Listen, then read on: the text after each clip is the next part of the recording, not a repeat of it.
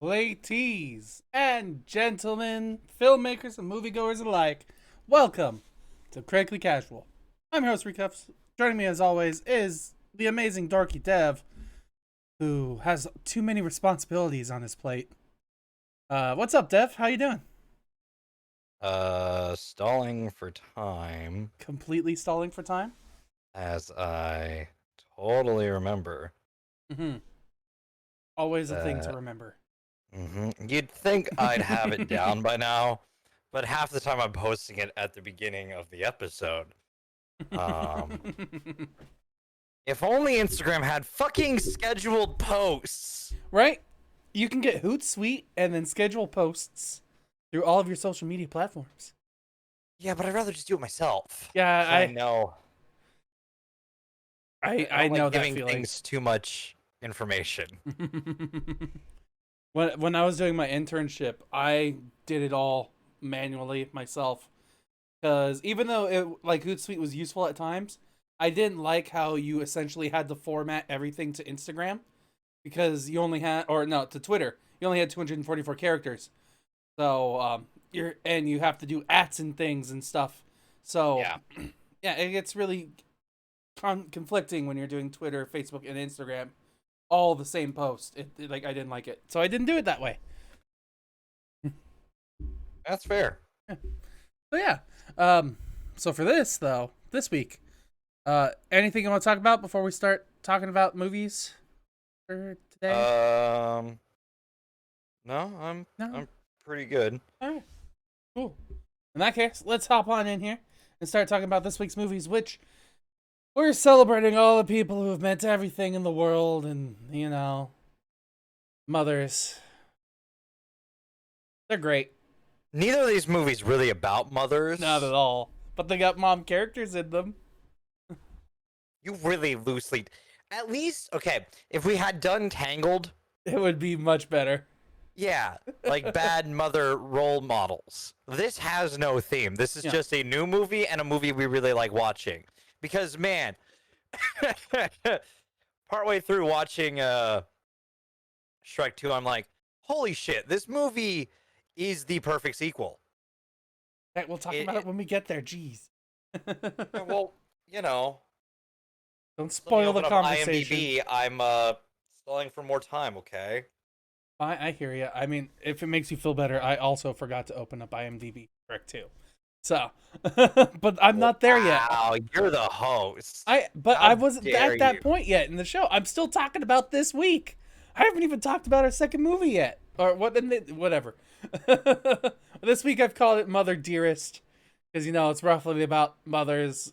It's ever so very roughly. It's so adjacently. Yeah, it's What if I told you this was all planned? Because I know about our own relationship with our own mothers. So it's all it's allegorical. Is it? No. Okay, the Mitchells and Machines doesn't make that sense. No, it doesn't at all. It doesn't fit what you're trying to lay down Yeah. here, buddy. But no, we're going with Shrek 2, and the second movie is the Mitchells versus the Machines. I skipped the in the opening graphic today because it was a little redundant. But Was whatever. it? That's part of the I know. title. I know. I just forgot to put it in there. I figured as much, but So yeah, and then we're gonna end everything with news and wrap up, which, believe it or not, planned ahead of time, just slightly, about what we were talking about this week on the news. Oh, yep. it's a revolutionary time here. All right, let's All right, jump fine, in. we're getting in here. Fine, we're talking about Shrek 2, which I gotta say, I forgot how much I love this movie. Dude, this movie just starts out and just doesn't stop hitting them bangers. Yeah, Like, I thought about that afterwards. Like, was this technically a musical? The answer is no, but it has a lot of really good songs. neither was the first one, but like they're both of these movies, music does not feel dated. Mm-mm. As soon as it starts, like you're like, yeah, I'm in. Let's go. The music fits every goddamn moment. It has arguably the greatest rendition of I Need a Hero. And every time it plays, I can't help but belt it out. Same with living la vida loca. Mm-hmm. Same with everything. Everything in this movie is so goddamn good. Yeah. It takes. So I've talked when we talked about Shrek. I know I talked about how Shrek 2 is a perfect sequel to it because it is. This movie is one of the few movies that I can say are a perfect sequel. Sure, there are things that it could do better, but it doesn't need to because it does everything that it needs to do, from taking from the first one, developing the themes that were in the first one, developing the characters without regressing them. The characters don't regress from the last movie. They are where they were at the end of the last movie, Mm-hmm. and they progress from there. Like, what? Yeah, right? It's amazing. Who would have thought that would happen? But I do got to ask you, was there enough original dialogue in this movie? Were there too many references to other better movies? I say don't care. no. Yeah. Like, I mean, don't get me wrong. I definitely grew up on this movie. This came out when I was 9. So, like, or 10, I mean, depending. Yeah, I 10. was 9. I was 10, and I definitely watched the crap out of this movie. I remember a time where I was visiting a friend, and they had Shrek 2 on in the background while I was there. And me being a nice person, I was, like, helping cook dinner and whatnot. And it gets to the scene where Donkey's in the chariot making the popping sounds. And from across the house, I could do the pops at the exact same time that Donkey is. Oh yeah, there were so many moments where I'm just sitting there saying the lines. I'm like, man, I did this with Shrek. I did this with any of the Toy Story, like Toy Story 1 or Toy Story 2, if we ever review those. But anytime they're on, I'm sitting there just like saying the lines. Because I just know them. Because I've watched it so many fucking times. It's like Star Wars for me. Like, they're etched into it. And like, this is not a bad thing to have etched in stone in your brain, I don't feel. Like, No. honestly, it has so many good things that I remember so fondly. I was even trying to look at, like, the animation to be like, how crappy is the animation style? I bet 17 years have dated the movements, and maybe maybe the faces are a little uncanny, but ultimately, still was all in for the ride. Like, Yeah, no, the animation's so good. Yeah. I gotta say, my favorite scene in all of it was the first dinner with Shrek and the family. Where they're arguing over dinner as they're prepping the food for everyone to eat. It's good. It's one of the best moments. It's the moment that anytime I get the chance to reference, you know this, people are saying a bunch of names, I will undoubtedly go Donkey and break that because, you know, it's the only way to do it. But I'm even talking about, like, them actually prepping the food, like the knives and the breaking and the shredding and like as they're shouting dialogue. It's just, ooh, it's funny. I mean, don't get me wrong. It's good. I Need a Hero, definitely up there. It's like, if it's not that dinner scene, I Need a Hero is the top of this movie. The thing is, there's so many peaks in this movie. Is the thing. There's the vault. Where after the team up starts, there's Puss's introduction, and anything that Puss in Boots does in this movie. Oh, he's fantastic. Yeah. Him and Eddie Murphy are just so good voice acting against each other. Rupert Everett, anytime he's like voicing Prince Charming, against Cameron Diaz's appearance as Fiona is hilarious. Or when he's with fairy godmother Jennifer Saunders. Like, this cast is great because you got Mike Myers, you got Julie Andrews as the Queen. Mike Myers, of course, playing Shrek. You got John Cleese as the King. That's your main cast right there, and they all fucking knock it out of the park. Every single fucking one of them. And it's so fantastic for being a movie that like released on May 19th of 2004 with a budget of $150 million to opening weekend gross 108 of those $1 million back. Worldwide, $441 million. And God, if only it had a little bit more. Cumulative worldwide gross, of 928 million. It's so close to be. This deserved to be $1 billion movie. Man, Shrek is love. Shrek is life. Okay, we don't need to reference that, but But Shrek like was this in movie has love. everything it needs. Like it really does. Yeah, it has so many great references to other movies. It has funny dialogue that's original. It has so many sight gags. It has such a great soundtrack. The animation honestly isn't bad. The story itself is fun. I think my only conflict with this movie is how quickly and abruptly it ends. So, but Oh, it's a kids movie from 2004. yeah, They but were the short. but the entire ride along the way was great. Like, but then we get to the end where it's just resolution, conflict resolved, musical number, end of movie. Like there wasn't even like a short little. I don't know. Steven, Yeah, I know. that's how the first one ends. I know. It's very fitting. Same complaints there too. I may Yeah, not have but it still works. mentioned it at I mean, time, but- Steven, guess what? Guess what? Yeah.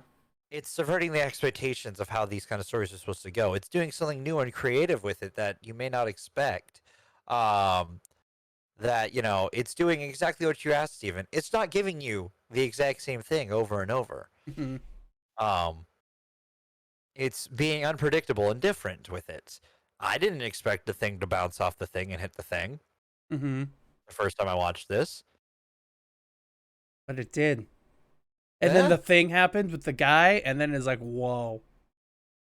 Huh. You know, it's just that's Especially I with mean, all the that's- references to like oh, him. Dude, I love watching it knowing. Yeah, Like, I, my God. woo, I remember the first time watching that and not really getting it, and then the second time as like a young person, Mhm. because you're not really a kid when you're like 10.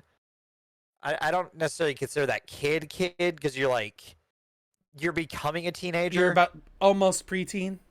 Yeah, you're almost preteen. Like you're in that weird gray area, where you're gonna form the memories and stuff like that, and like information is retained more, in a sense.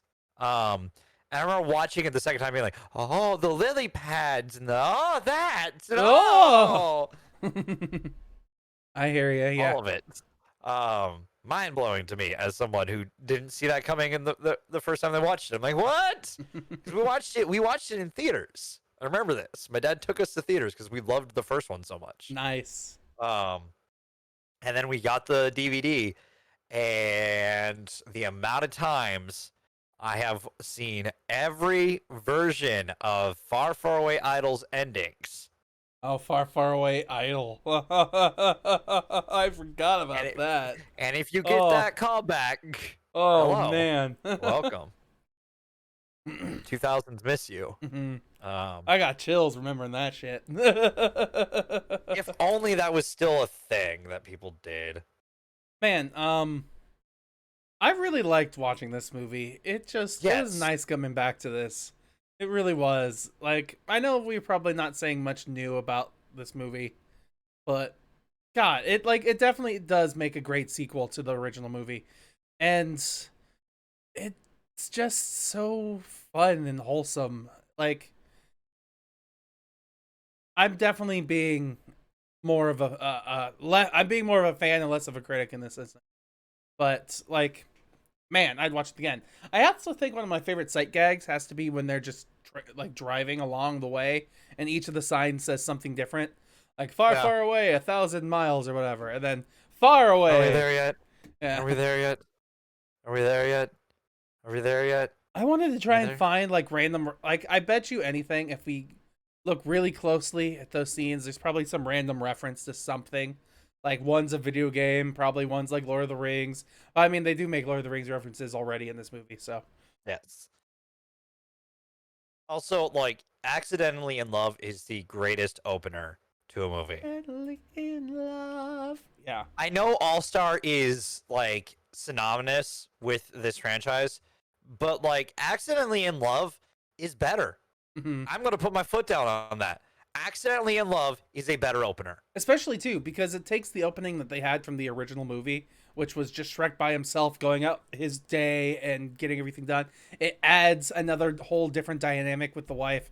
and then it just shows them and their honeymoon and everything together, and it's just a much better song. Yeah. I mean, don't get me Not to wrong, diss Smash on Mouth, All-Star. yeah, Smash Mouth and All Star, pretty good, but like, I just love the mellowness, but also like the happiness of Accidentally in Love. Oh yeah, no, it's so good. I'm in love, I'm in love, I'm in love, I'm in love, I'm in love. Yeah. Accidentally in love. Like me and my friend were like, we had just stopped by Wendy's. We were just hanging out in her car, just talking, shooting the shit like we do. And just she has her playlist on. And all of a sudden that comes on, and like my brain like did that like. And Shrek 2 started playing. I'm like, this is from fucking Shrek 2. She's like, yep, I have a lot of songs from that. I'm like, this is great. Great.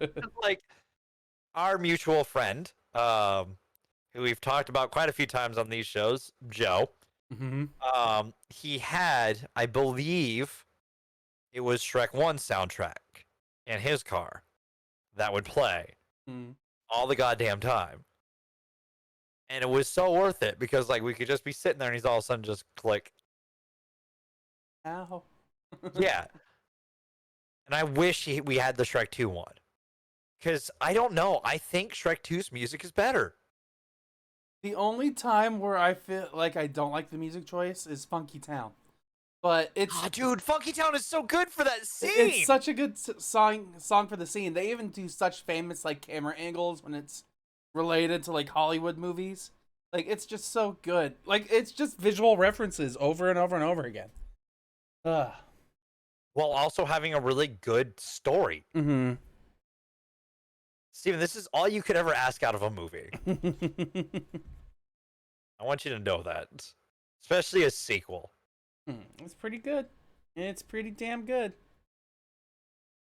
Like, I don't Especially know what more you could hope. I love, after everything, like the whole relationship dynamic, I love too, like even after all the fighting that happens between Shrek and Fiona, this movie is not so petty as to be like, oh yeah, we fought once, so we're breaking up. Like, well, they both learn from the experience. They grow as characters, and unfortunately, so I'm gonna go to the negative real quick, and maybe we will talk about this in the future. Maybe we won't. I don't know. But unfortunately, Shrek the Third doesn't follow that. no. And drops the ball. That's during the time when, personal opinion, DreamWorks kind of fell off the wagon a little bit for a moment there because they created, I don't know, Shrek the Third, Madagascar, Madagascar 2. Penguins in Madagascar. That was a show, so I won't count that. But they also did Shark Tale during this time. Like, I don't like Shark Tale. How? How do you not like working at the whale wash? Working at the whale wash, yeah.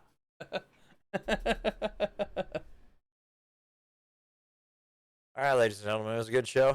We're done see here. you next week, potentially, if I don't gouge my eyes out and puncture my eardrums. Whoa, whoa, hey, whale wash, yeah. You need to stop. How do you think that's a good movie? It's not. Okay, thank God. It's I was not. really worried about you for a second there, buddy. But the shrimp wants to fight the sharks. Shut up. Shut the fuck up.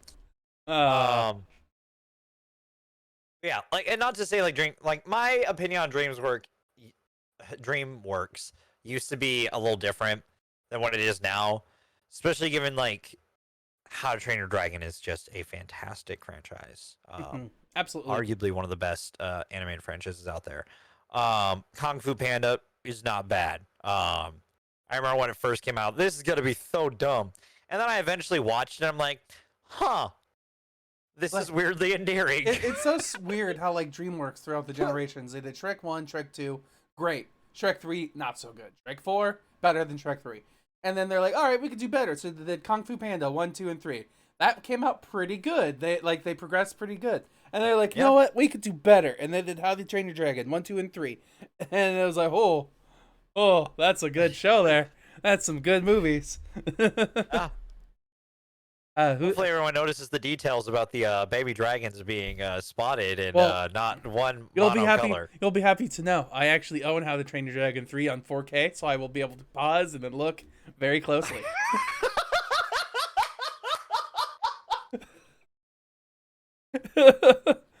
I'll just be able to get right up to the screen and be like, I don't know. So yeah, God damn that episode. yeah, that was funny. It'll live in infamy, at least between us, forever. Oh, 100% forever for us. Yeah. I haven't really got much else to talk about on Shrek 2. If we want to keep fanboying about it, we can. I mean, I think we've fanboy enough. This does get the kid point, by the way. Oh yeah. This is a kid's movie. So. Oh yeah. Yeah, what are your popcorn kernels, Dev? Do you know where this is landing for me? It's an 11 out of 10. I mean, technically it would be if I was allowed to give the kid point an extra. Yeah, this is like one of those movies that like I can't hate because like it doesn't do shit that's like out. Even the joke that's kind of outdated works for the movie because like it's Pinocchio and it makes sense. Mm-hmm. And it weirdly makes him endearing in a way because he's like really shy and it's like, oh. I mean, honestly, too, like, you think about it. Like, he doesn't feel comfortable in his own wooden body, so he's experimenting and trying to find ways to feel comfortable. People do that kind of stuff all the time. Yeah. I have no doubts that I have no shame for him. So, like, see, you're going to hate me, because even with the kid point... It's got to be at a 9, isn't it? 9.5. Monster. You are a fucking monster. Can you just let a 10 happen?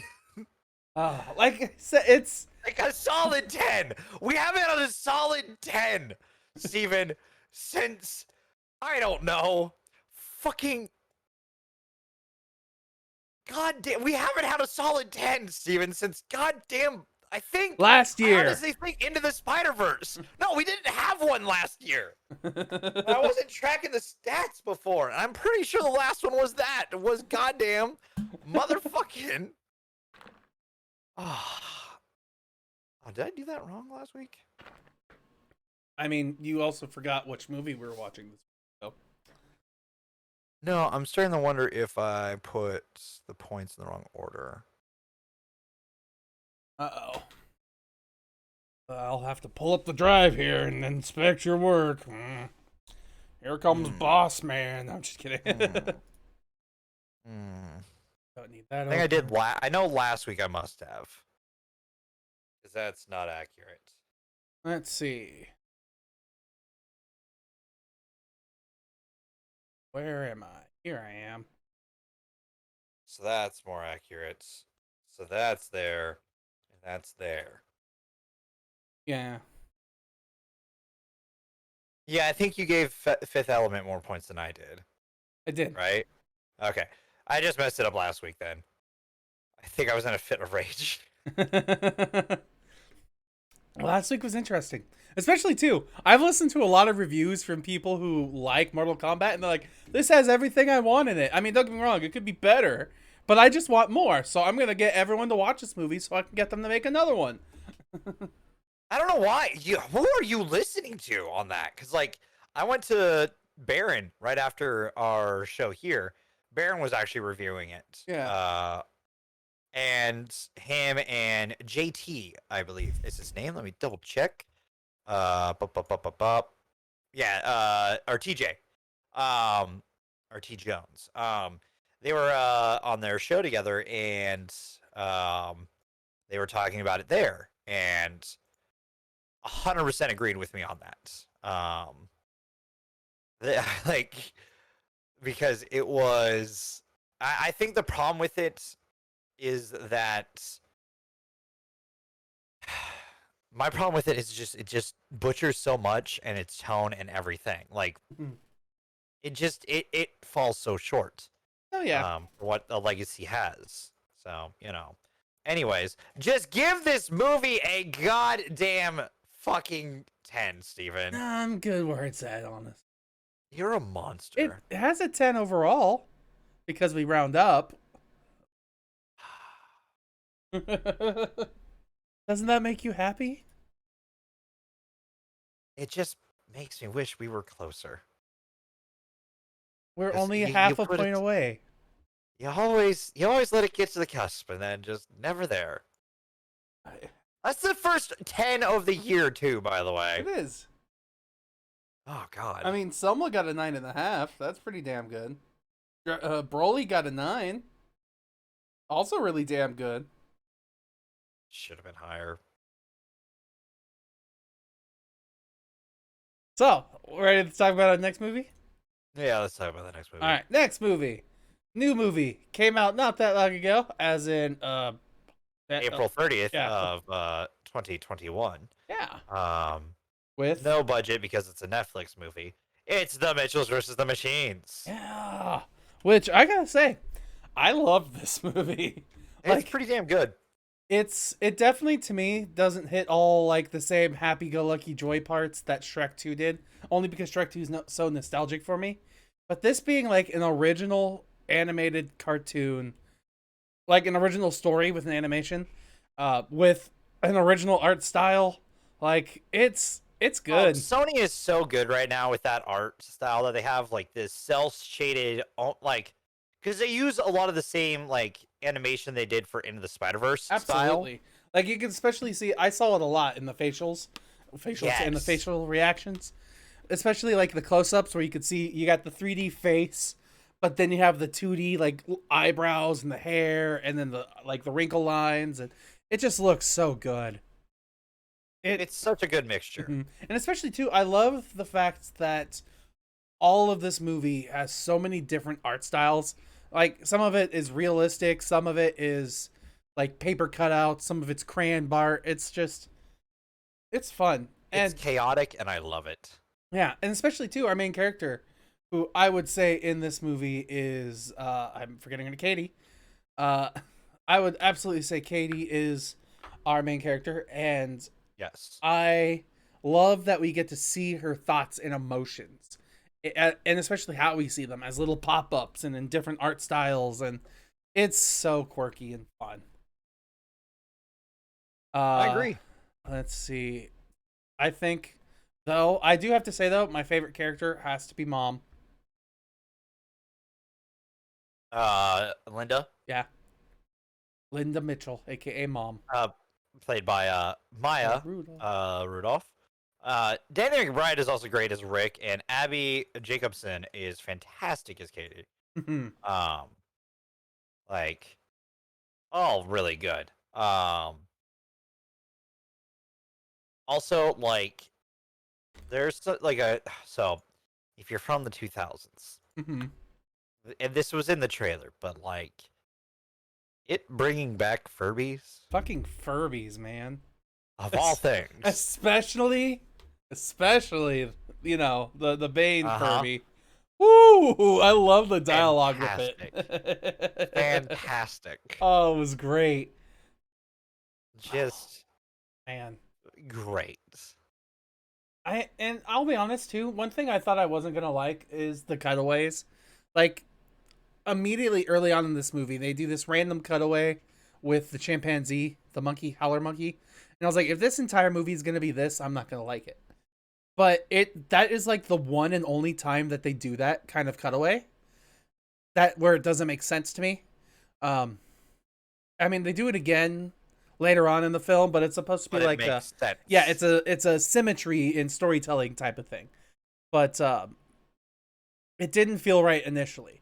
Though how every other time that they do their cutaways, I think it's only like 2 or 3 more times that they do it. They make sense and they're funny. I think my favorite part, honestly, was the dad cutaway towards the end of the film.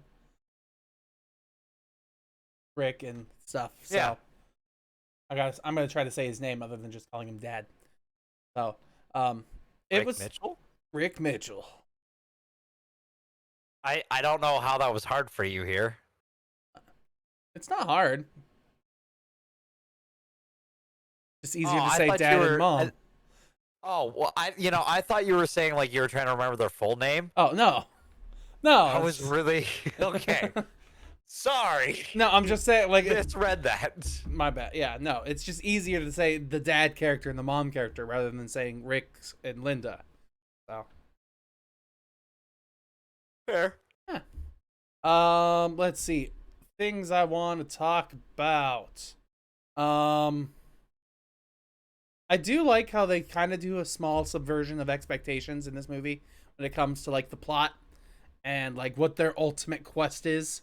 But at the same time, I like the story that they tell. I like the all the quirkiness that this movie has. I can't really say anything negative, especially about like cinematography. This movie does amazing things with the fake cameras that they have, and it's awesome. I think my favorite scene, honestly, is the like the drone zoom to inside the stadium transition that they have. Like it's inside the theater, not the stadium, whatever. Like that was really cool, but I can't really geek about the cinematography too much because you could do anything with cartoons. It's bullshit. You have to actually have a lot of talent to do what they did with this. So That's true. I think you can geek out with the cinematography. I can, we've absolutely. seen bad animated. We've seen bad animation cinematography before. I did actually learn though why some of that stuff happens. Like, and of course the answer is budget. When it comes to making animations, you're limited to the amount of frames you can make with the budget that you have. So in like your average anime, you have somewhere like 3,000 to 4,000 frames in the entire show. And The Legend of Korra, specifically, each episode had about 18,000 frames. So that's why the animation in that show is really good, because they spent a lot of time on it to make it very fluid and unique. There. And I like another direct comparison I can make is like the DCEU movies or animated movies. They're not bad. It's just that they're limited. Sometimes. Yeah, sometimes. But they're also very limited in their cinematography. Like, just generic, average, everyday superhero stuff. At least that universe that they had before was just like the same 6 shots with different backgrounds. Yeah. Yeah. And interchangeable characters. In this, they have a lot of originality. They do a lot of fancy stuff. Especially, too, because the editing and the storytelling and the cutaway stuff. Like, it's fascinating to watch this. Because this is the second time now where we've watched a movie that has a different style of editing when it comes to its storytelling compared to, like, modern traditional cinema. And it's good. Yeah, it's good. I don't like, honestly, if you're reserving yourself for some reason on watching this, I don't see why you wouldn't. You should watch it. It's good. Absolutely. I'm really happy that I kind of threw this in at the last minute. Don't get me wrong, it has really nothing to do with moms except the fact that I love Linda's character, especially towards the end of the film. Ooh. I kind of had a feeling that that moment was going to happen, especially when she saved the robot. I was like, there's no way she's going to, she did. Is this going to be one of those things? And then it was one of those things. It's a great one of those things. Yeah. Is it stereotypical? Maybe a little, but they play it off really well. Yeah. Let's see. Like, animation's great, like I was saying. I loved the music. I don't think it sticks out as much in this movie as it does in Shrek 2. Especially because Shrek 2 is like has such a synonymous soundtrack. Yeah. Not to say that the music in this isn't good. No, not at all. It's also to get a moment to go, yeah. Yeah. I did like how that was kind of the reoccurring song. It's like, really? Why? Steven. Yeah. It came in 3s. I know. Go. Oh. It worked really Like him It and did. Freeze. That's good. It worked really well, yes. It had the right payoff exactly. But I was like, really? This song? Why not? Any song could be a power ballad, Steven. I didn't expect I'm that a song to be someone's power I'm ballad. a lover. You know someone has turned that into a power ballad for something. I know. I may have been trying to reference it that directly. Oh, cool. I don't know what you're referring to right away. You don't? I probably have seen it, but I just don't remember offhand. The bridged series on the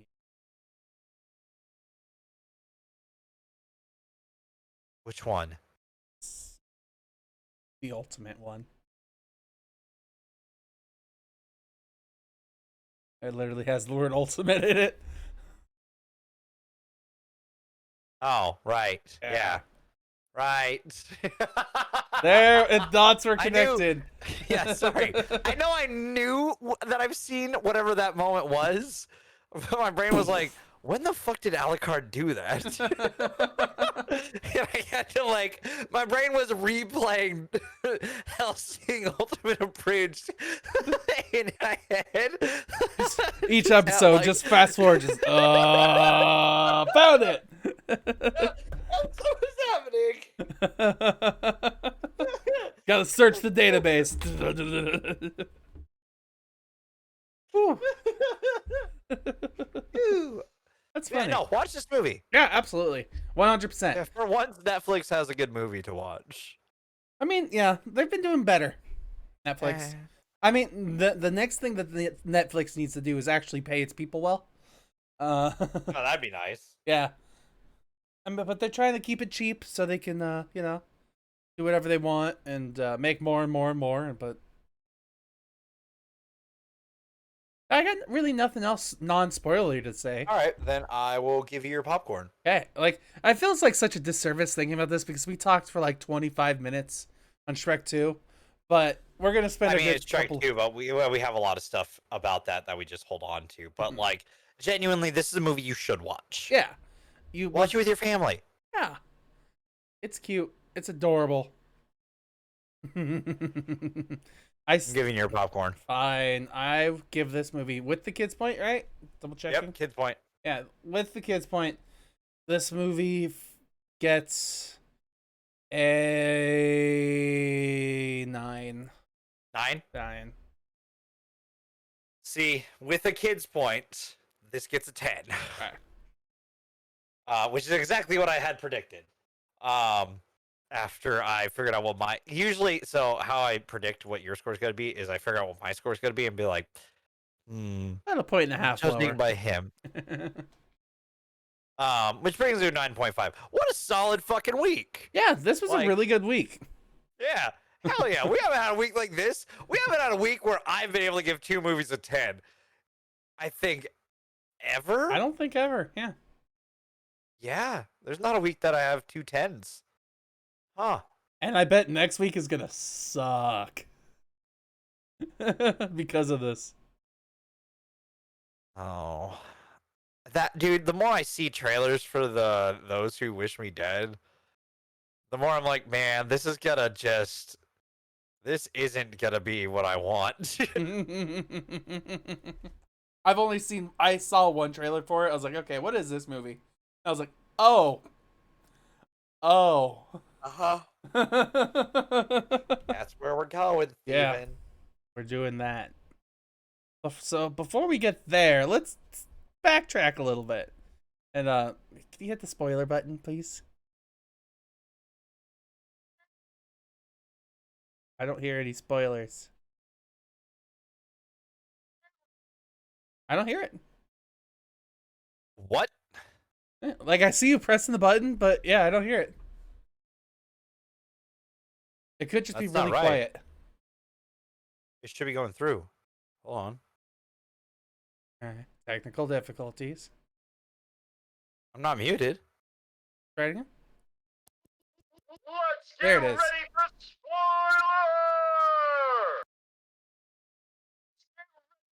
Nope. I think it's being gated out. That's weird, because it's at my same volume. Nope, don't hear it there. Now I hear it. What the fuck? Yeah, and What it did- started to fade away a little bit towards the end. Okay, I gotta fix Discord then, because that's weird. Yeah, that When was did my that was strange. Nope. I'm just clicking the button and testing this. Okay. I'm gonna press the button and transition us there because you did hit it. I could hear it at one point in time. Uh-huh. So we're moving on down. Speed of sound. The Mitchells versus the Machines spoiler section. So anyone who doesn't want to have this movie spoiled to them before they watch it for the first time on Netflix, they should leave now. 'Cause yeah, it was great. It was fun. It was a little convenient only for one part for me. Being completely honest here. Not really. I heard some of it. It's like I hear So weird. yeah, I hear like I'm gonna the, exit call and come back. okay. Yay, everybody. How's it going? Oh. I'm sorry. Okay. What the fuck? Yeah, as soon as you stopped talking, it was gated out again. That's strange.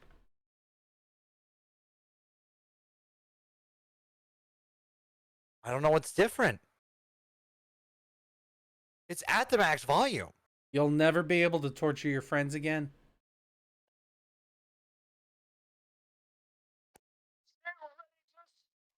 I heard Ed's get ready and then it cut out. That makes no sense to me.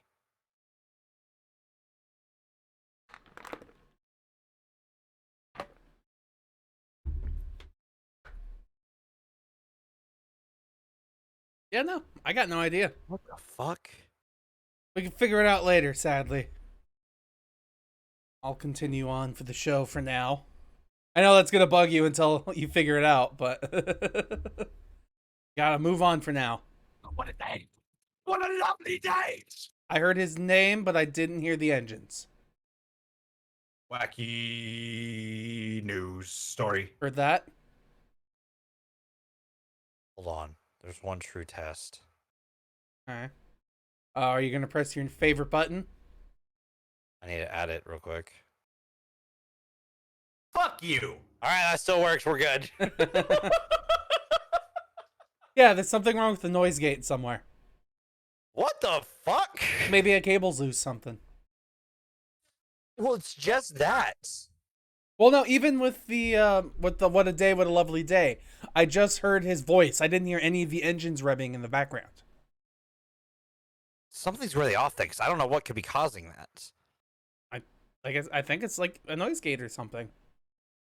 Because with you and the Let's Get Ready to Spoiler one, it only came out when you were talking or blowing it or doing something with your mic.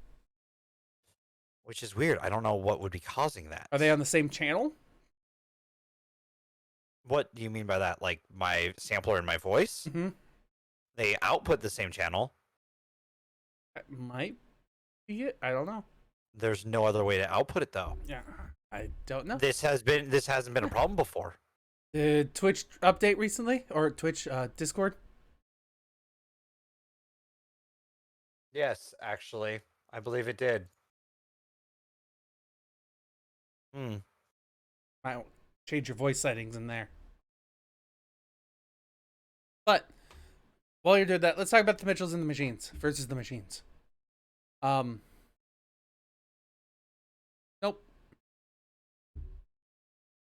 On. Holding. There's a little bit of lag You there. do what you're gonna do. Okay. It's I'll literally just fuck- talking, but like Huh? the reason the one problem that I have with this movie is our two friendly robots. Oh, I love them. Like they're fun comedic side characters, yeah.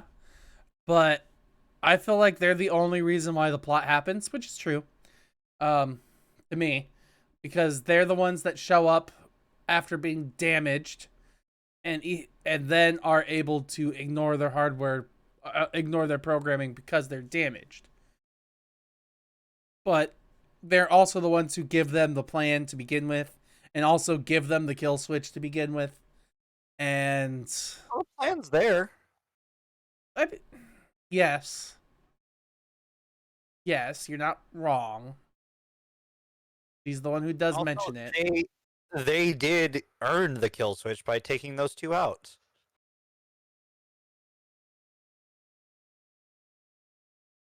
Oh, you're not entirely wrong. I'm not wrong. No, like, it just feels too convenient. Like, Steven. it's fun. And it's weird because, like, you feel like the movie's done at one point, but then it's not. It's that center moment when they're at the mall itself after they defeat the giant Furby. They're like, yeah, all right, the movie's over. Oh, no, it's not. The movie's not over yet. So I got like another 45 minutes to go until the movie's over, which was really cool, actually. Yeah, it's one of those movies that does that, and I don't immediately go, "Oh man, Yeah. still have more." That's oh fuck. That's still more. No, this was good. This one was fun. The This is one of those. Oh shit, there's more. mm-hmm. So what was the second robot? There was Eric and Deborah Bot, I think it was. Yes, Deborah Bot. Deborah Bot 5000 is played by Fred Armisen, and Eric slash Hal Max Robots is played by Beck Bennett.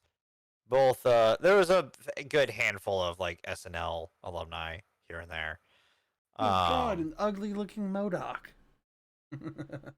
Sorry, I pressed on Beck Bennett's IMDb page. He's in that. MODOK TV series. Whatever. Yeah, I mean, this is a movie you should watch. Like genuinely, like just watch it. It's really, really good. Like it's beautifully animated. It's funny. It's got good callbacks. If you like YouTube, it's got a lot of YouTube in it. Mm-hmm. But like in a way that makes sense. It's not like it's not like SNL making fun of YouTube. Weirdly enough, with as many SNL people are in this, it's like someone who understands the world and what it is doing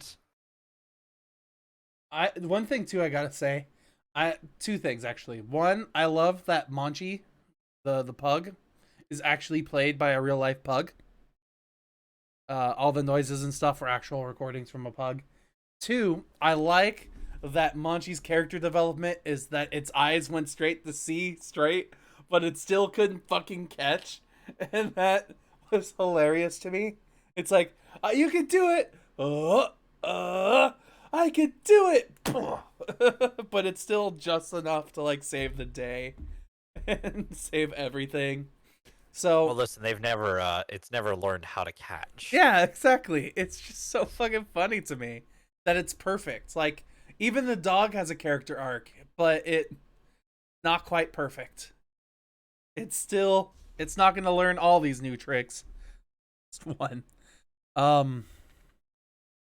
Let's see. Other things that I liked were at first I was a little nervous, honestly, watching this. I was like, "Oh, great. This is a filmmaker who wants to do something with her life and has a family that doesn't 100% approve or like believe that they could go on with their dreams. I wonder how this is going to feel relevant to me." Dude, there was that like the kitchen table scene. I'm like, oh shit, I've had this conversation. I've had that conversation too. Literally.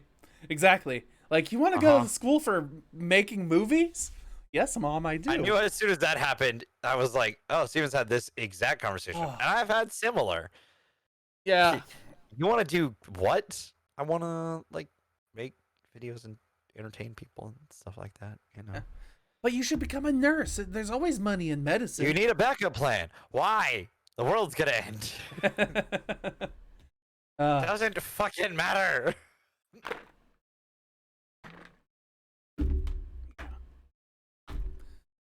I did like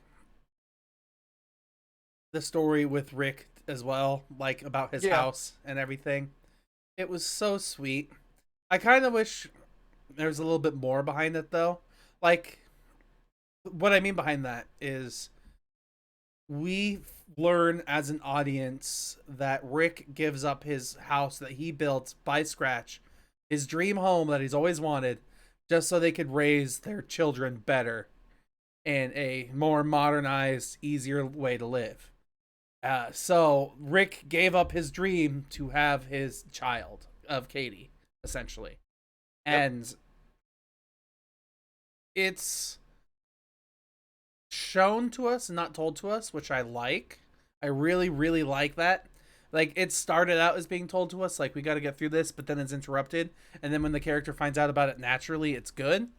But so I wanted more. Like, I wanted more sympathy and, like, heart-wrenching, I guess.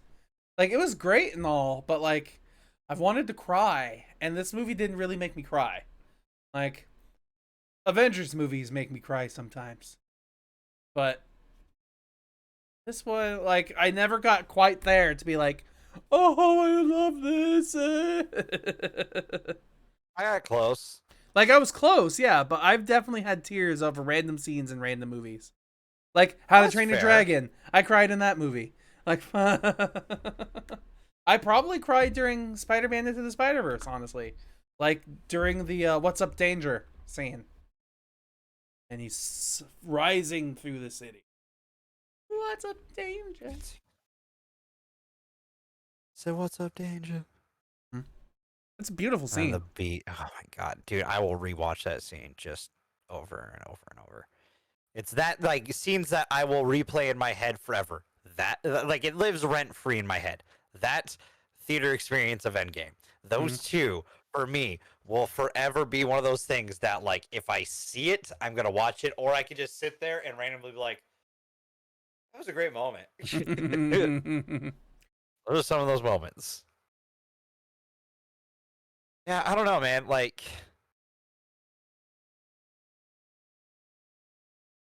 Oh, go ahead. I liked Pal when she was getting back at I think his name was Mike or Mark or Mark Bowman, played by Eric Andre. yeah. When she's like, "How does it feel when you do this? Poke, poke, swipe, poke, pinch, zoom, scroll." Like, just that was silly to me. And then, I was fine and all until you started making my replacement on my face. Yeah. Accurate. Like, there was a lot of good Man, stuff. when robots take over, we're fucked. There's no Wi-Fi. No Wi-Fi. Free Wi-Fi. Free Wi-Fi. It would probably honestly be that simple too. Yeah. Like that's a sad statement, but yeah. Yeah. Watch this movie, people. Watch this movie. Well animated, well made, good movie, good music, good editing, funny story. Dog, is it a loaf? Pig? Is it a pig? I don't know. Yeah, that was probably one of my favorite parts too. Are you a pig? Are you a dog? Are you a pig? Are you a dog? Are you a pig? Or a dog? Loaf. Bah! Just an explosion of sparks and like, just spontaneous. Bah! Sorry. Pretty good. This was really an enjoyable movie for me, especially too because the stuff like that Katie made was so random and trippy that it was funny. Like when she used Monchi in the video, like the going away video, and it was mouth within mouth within mouth, like it was just like some psychedelic dog eat dog thing, and it's like, oh my god, somebody spent over a year probably animating this. Yeah. All right. All right. I guess if you want to move on, we can move on to news. I can't hear it, so. What? Fucking seriously? Yeah, I see you. Yeah. Oh my fucking goddamn it! So it's actually kind of funny. While you were doing that one, when you pressed the button, your voice was cutting out. So I heard the beep a little bit, but it was like, yeah, you cut out. You're cutting out. I'm cutting out because it's supposed to cut out. Because it's muting me at the same time as pressing the button. so that when I press the button is taking over my voice, so that's to censor me from cussing. Yeah. Like when I say fuck, it's not supposed to get caught up in there because I can't say fuck because it's a short word, or damn, or like This is gonna ass, sound or awful like for audio listeners. motherfucker. Yeah, I know, but I can't fix the fucking button because I don't know what to Then stop do. pressing the button. I don't know what's wrong. Do the sound with your mouth. Beep beep beep beep No. beep beep beep beep. Not All right, the we're gonna same. news. What is going on with this? Like I heard the very beginning, boop, and that's it. Like a sonar ping. Boop. Almost like you're playing Pong. Boop. Boop. I heard him when your finger release too. It's like when you first click and when you release. What the fuck, man? Oh. You sound awful. Me? Okay, now it's better. For that brief second, you sounded like a robot. I don't know what's going on. Could just be either way. I'll Whatever. restart the PC here after this. Probably what's needed. Internet connections or something. Discord. It might be my side. Who knows? No, it's not your side. 'Cause you can see me, right? Yeah, I can see you. It's not activating, so I know it's on my end. Okay. See when I hit the button. Yeah, the green goes away. I've been watching that. Yep. So it's not you. Don't worry. All right. So, can I start with the one that I added? Oh, sure. I thought we'd do that at the end since it's still good news. Like I wanted to. Well, we can start with that. We can go good, bad, bad, good, good. I guess we can do a good news sandwich. Well, okay. Actually, is this good news? It fits with other release news. I don't know if this is good news. Let's put it in the middle then. All right. Fuck it. It's So- a transition piece. Okay, yeah. So I want to start with the Gal Gadot news. All right. Just because that's the one we kind of know. I mean, all the news that we have on, if I'm being completely honest, we have very little knowledge about, because what these headlines are literally just like the person said one sentence and then that's kind of all we get.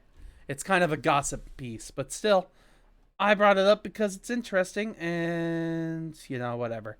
But, people have been talking about Joss Whedon, and now he's actually pretty toxic when it comes to feminine people in filmmaking. Female people in filmmaking, not feminine. I mean, it could be the same thing. Honestly, I don't really know. But to add fuel to the fire that is the bridge burning of Joss Whedon, Gal Gadot has come out and said that he has threatened her career. Yeah, the thing is about this statement, it does line up with events that happen with Warner Brothers. Yeah. Because she said that it was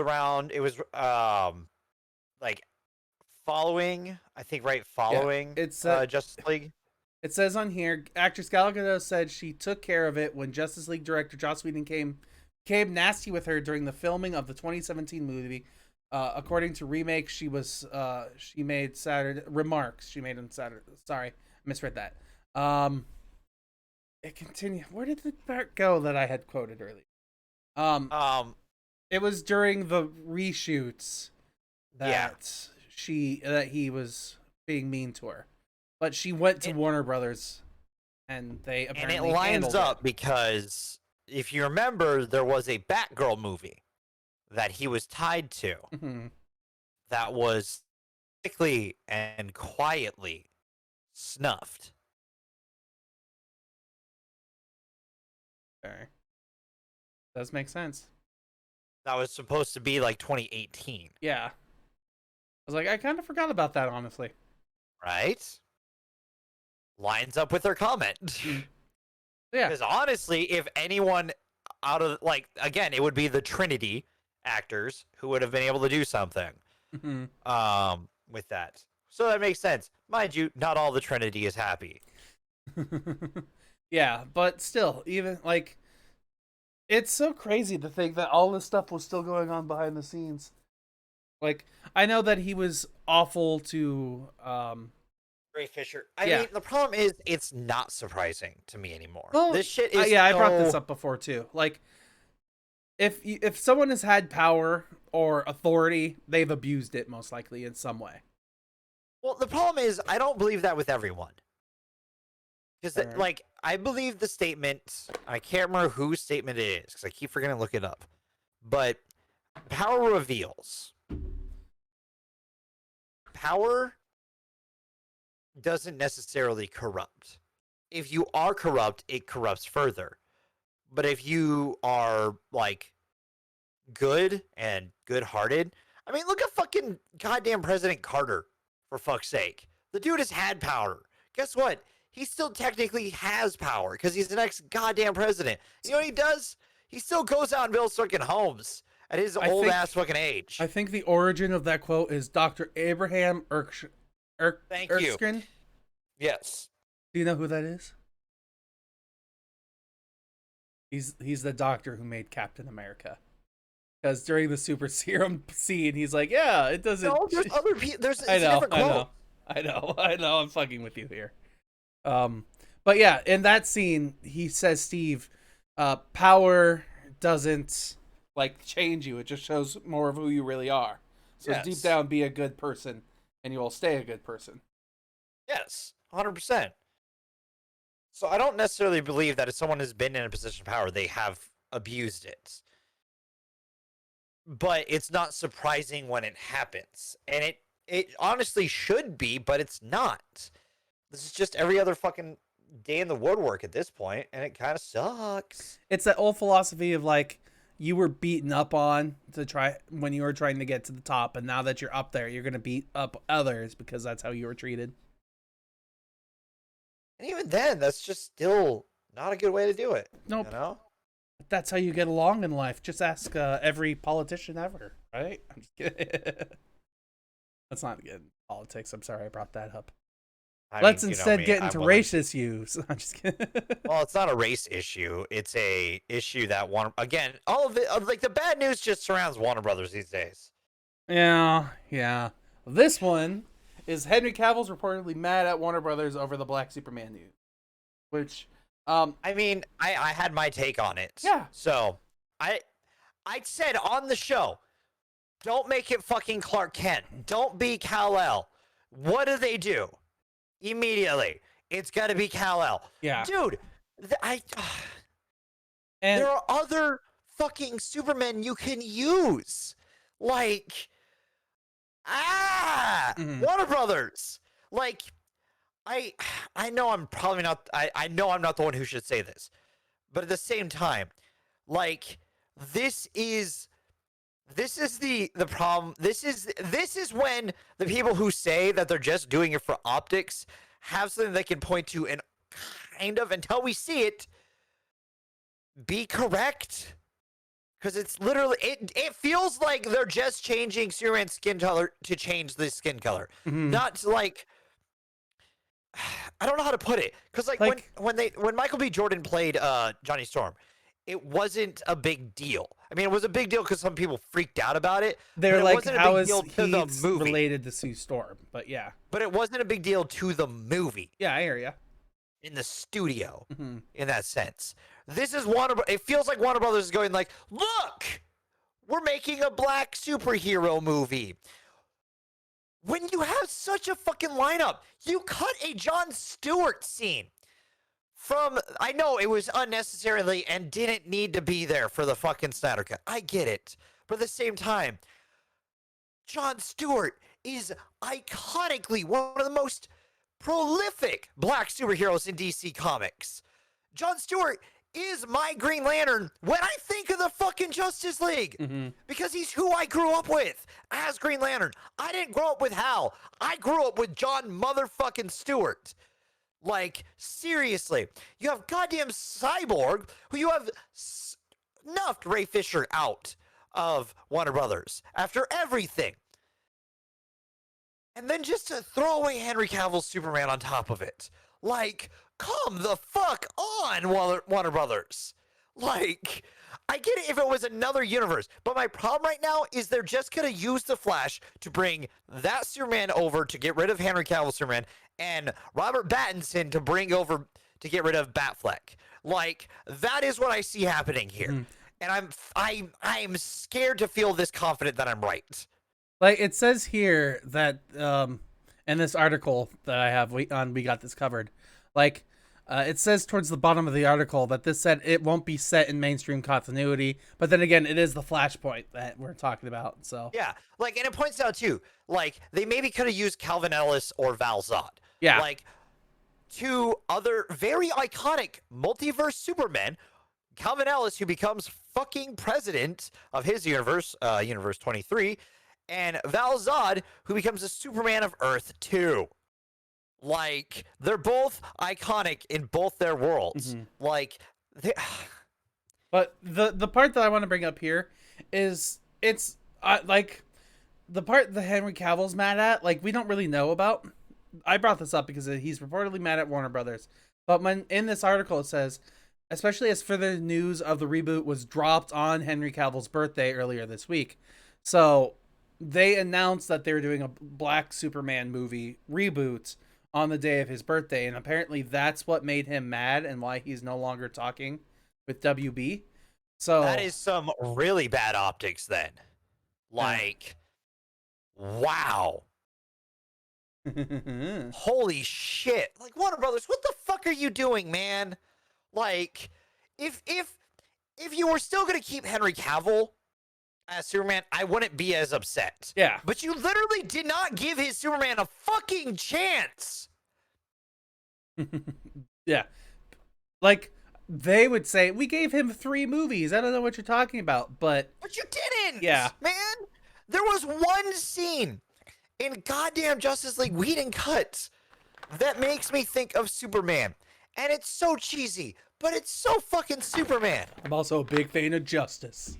Yes. Yeah. But that's such a Superman moment. It's like iconically Superman in my opinion. But no. Like, and again, like, Zack Snyder, I get what he was doing with his universe, and I accept that that's what he wanted to do. But DC, you should have known what was going to happen, A. So if you didn't want that, then you shouldn't have fucking hired Snyder for the first part. If you wanted a cinematic universe that was going to be iconic to the comics in some way. B, Henry Cavill has moments where he feels like Superman. Yeah. But it's written in such a way that it never could have been Superman with what we had. Except for those brief glimpses where it's like, yes, give us more of those. Of him smiling, of him saving people, of him being fucking Superman. And you throw it away for a chance to improve optics, I guess? I don't know. Because it doesn't make it like... Because it made sense to me if we were going to do a multiverse and do like Val Zod or Calvin Ellis. Yeah. Like, it made sense to me, like, okay, because if you're going to do that and then replace Henry Cavill, fine. I can accept that a little more. But to straight up, like, someone that you didn't get the chance, and I will also fight this with Ben Affleck as well. Because Ben Affleck's Batman never had a chance either.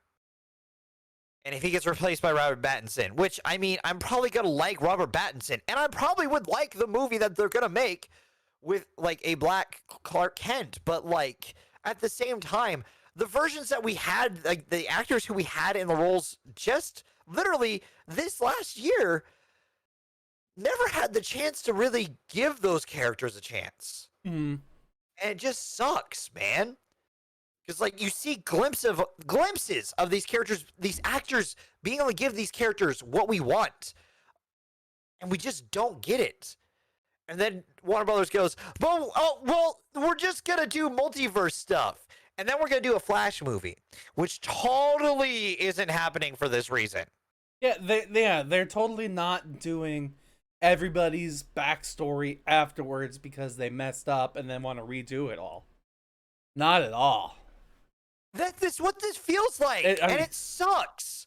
Like, this is all, every time they announce something, that is what my brain is like, this is what they're pointing to. This is what they're gonna do.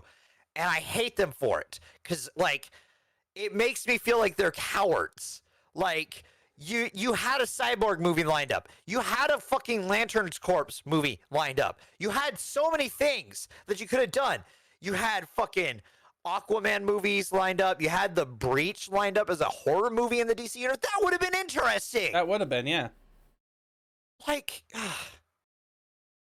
and you're throwing it away. Yep. For a chance to recast everyone. And make a better Justice League movie. But is it gonna be? No. I mean, no. If not, if they have the same writers. Same directors. Just, I don't know what they're doing anymore. Neither do they. They're making up as they go along. Hate it. I don't like some other people seem to be making up as they go along. Yeah, do you want, I mean, you want to talk about how Sony seems to be making stuff up as they go? Yeah. Yeah? Okay. We'll switch gears a little bit. We're moving So on. a trailer dropped today. It did drop today. I'm going to play it in the background with no sound. But it's going to be here. Have you watched it today? I have not, no. You should watch at least the first 30 seconds. This part here, in like this part, you would enjoy this, and it's probably the best part of the trailer. The rest is exactly what the rest of the Venom movie looked like the first time. Like this is, you remember the parts we liked where Venom and Eddie were kind of like the odd couple, which were weirdly enjoyable. That's that. Oh God! And it's great. I love that because that's what I want. I love this odd now couple I'll look away. scene. Okay. After that, yeah, my fucking God, like a turd in the wind. Yeah, I hear ya. Yeah. It literally Also, so far okay, just it looks like the exact same What is trailer. that weird gray spot Weird gray spot in the center of the thing? I have no idea. I don't know what you're talking about. Weird gray spot. Like, look at so minimize that. Oh, then I can't see it. Oh, move it to the side then. All right, I'll cover one of us. Oh, that right there. Yes, you see it now? Oh, I don't know what that is. All right, cool. I just figured I'd point it out to you now since I noticed it earlier and I thought it was my screen, so I wiped it again. I'm like, oh no, that's not my screen. Anyways. Let's see. That should be easily fixed here. They at least took Woody Harrelson out of the stupid wig they gave him at the end. Yeah, thank God, that ginger wig. Dude, I don't know what the fuck that was. He looked like what's Bob from Simpsons. I don't entirely know what you're talking about. Mark Hamill's character from The Simpsons, the dude who walks on the rakes. Yeah, I don't remember. Okay. Anyways, yeah, he I don't know. This movie just looks like it's gonna be the dumb fucking shit we dealt with on the first one, and don't know how I feel about it. Well, yeah, almost definitely. Like, just looking at some of the trailer shots, it's literally like there's this scene here where he's walking into the cafeteria. It's literally the exact same angle and scene and shot from the first movie. Just now he has a symbiote on his back, and like, if I had to guess, it's probably gonna be some dumb story. But look at that! Somebody being telekinetic here. Yeah, I don't know what's going on, man.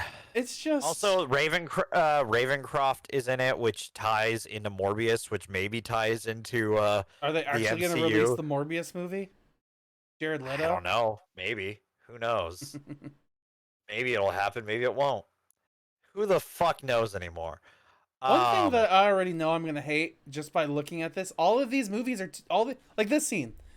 It's too dark. It's too fucking dark. Like, Steven, it was a problem in the first movie. You think they're going to fix it in the sequel? Yes. It's too fucking dark. I watched Kind of Funny's reaction to the trailer, and literally Kevin Coelho was like, we can't endorse this. We can't let them get away with this. Like, even this Woody Harrelson part here. Award this.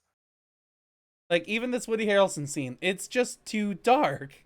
There's nothing to see specifically, but it's like, why is there so much shadow? Why is it so gray?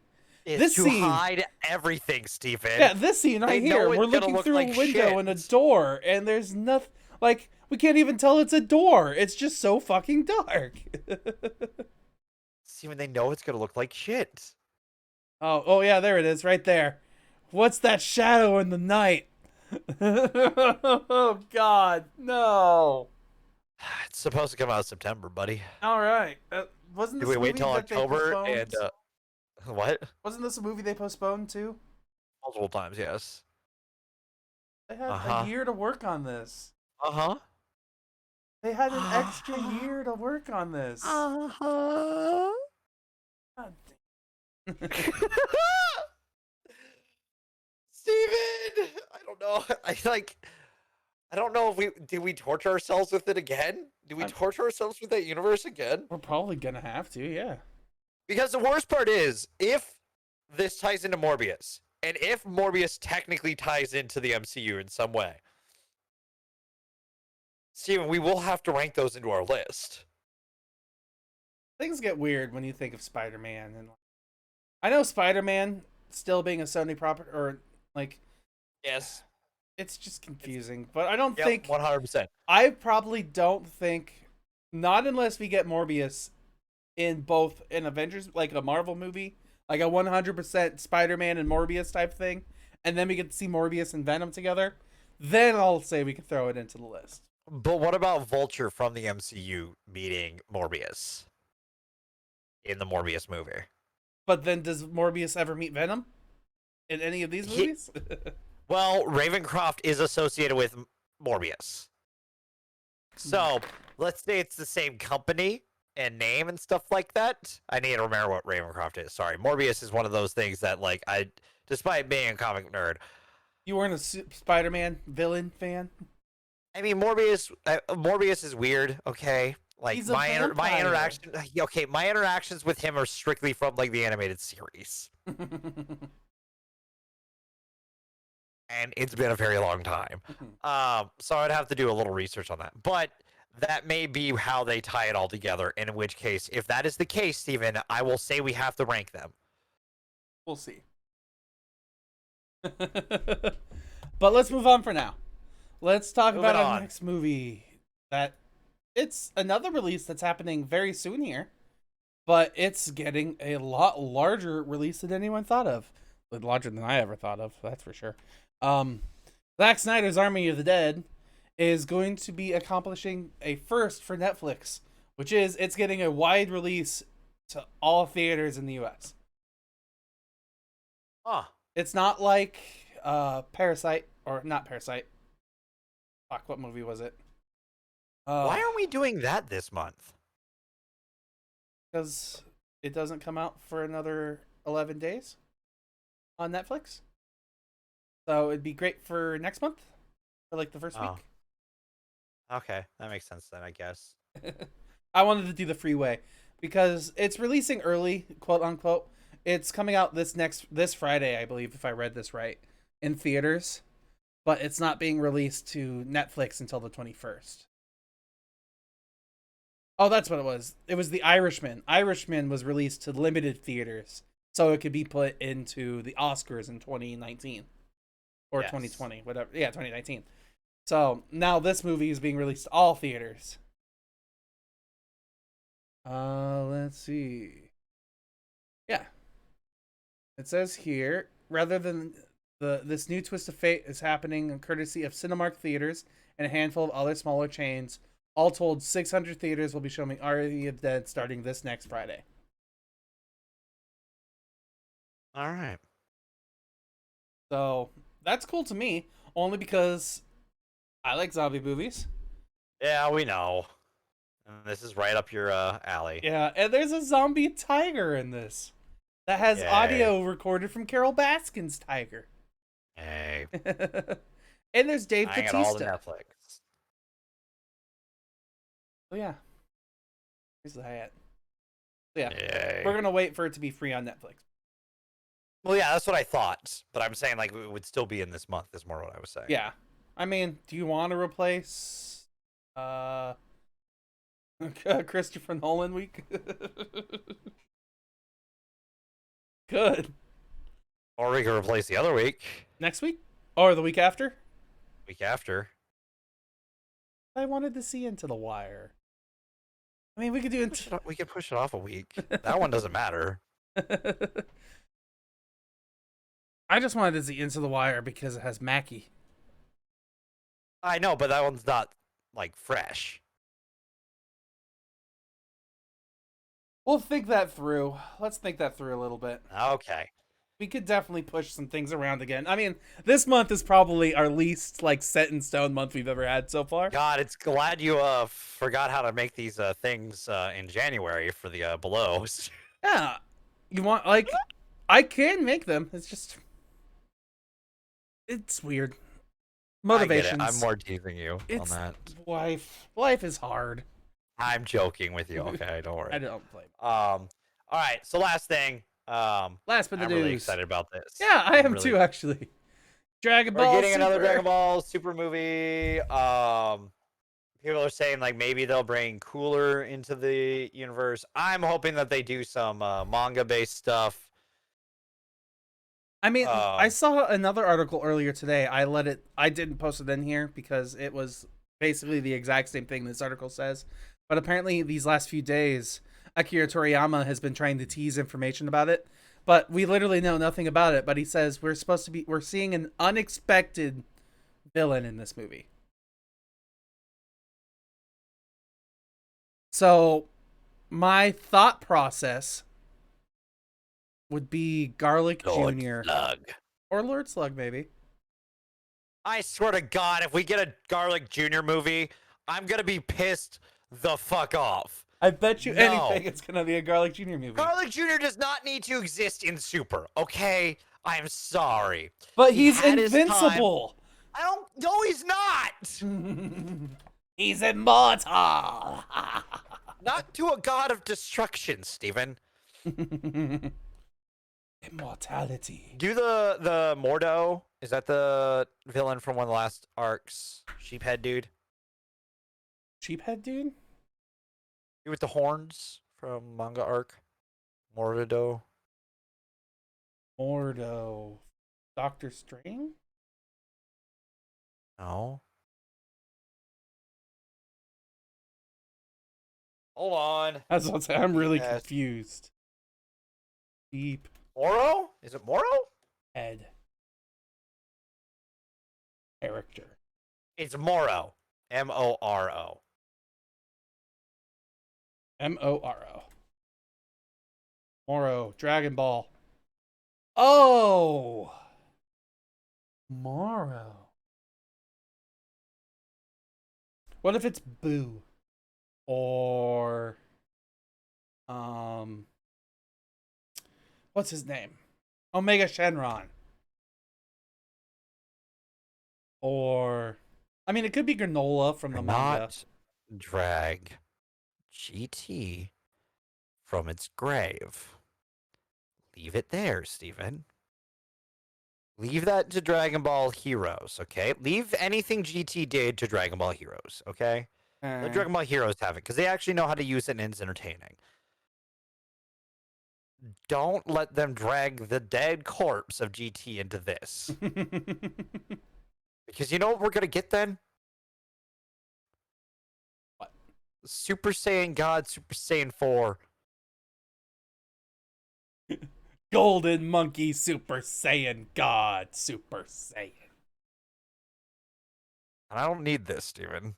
I don't need that in my life. I mean, even looking at Super Saiyan God Super Saiyan for Goku gets confusing for me because he's red and blue sometimes. No, that's when he's using the Kaioken. Is it when he's using the Kaioken? Yes. Okay.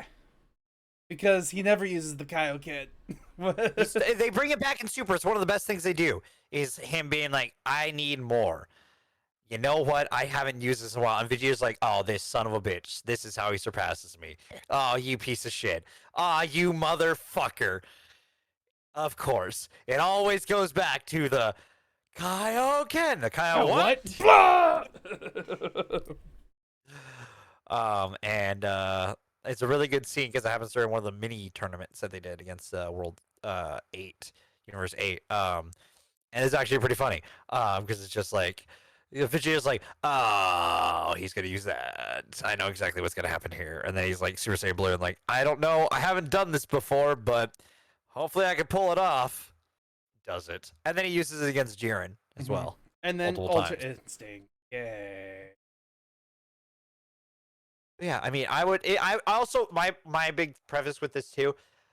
Don't change the animation style from Broly. No, yeah, that was amazing. I loved the I animation. want that. from I want Broly. more of that. Because goddamn, just anytime I see that fucking gif of Vegeta just smirking after blocking the punch from Broly, just gets me so fucking hyped every goddamn time. Well, we own it on our YouTube channel. I know we do, and we can watch it whenever. But even just anytime I see that post, like that GIF, just end up randomly on my timeline on Twitter, it immediately makes me smile. What if? Because it's just. What if it's Freezer? Not sorry, Cooler. That's what I said earlier today. It know. could be cooler. Could be cool. What if it's cool? I mean, it could be cooler. What if it's King If Cold? it's cooler. No, shut up. Did you not get? I was saying it could be cooler If it's cooler. Huh. And on that note, yes, we could. I just like talking to you about movies and stuff, man. Steven, I have things I need to take I care know, of. I know, Okay. I know. You always do this to me, especially on nights that I need to wrap up earlier. But you're my friends, and I just want to talk. Motherfucker, we have time to talk all the time. You get pissed off at me when we talk too much sometimes. And then when I need to be quick about it, you don't let it happen. We're done here. All right, everybody. We're awesome. We're great. We're awesome, and you're great. How about that? Thank you. That's better. Yep. The Hunt and Those Who Wish Me Dead. That's gonna be a fun week. Yeah, that's next week. I'm not looking forward to it. It's probably gonna be garbage, but we'll see. We'll definitely see. So, I'm hoping Those Who Wish Me Dead prove me wrong from the trailers, but like I'm not going in there with much hope. I mean, and The Hunt is literally just a movie I looked up, so it's not gonna be good. Whenever it's a movie I just look up randomly, it's never a good movie. So, Unfortunately. yeah, that's next week. So we'll see you next week with those movies. Like, comment, subscribe, leave a review, all that fun stuff. We'll see you next week. Bye, everybody.